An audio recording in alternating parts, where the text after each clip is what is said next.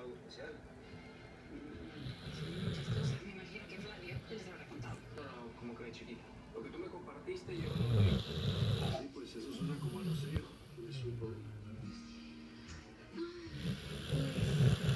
Ok, ahí les va. Me enamoré de Pablo. No me pregunten cómo, ni por qué, ni cuándo, pero pues pasó y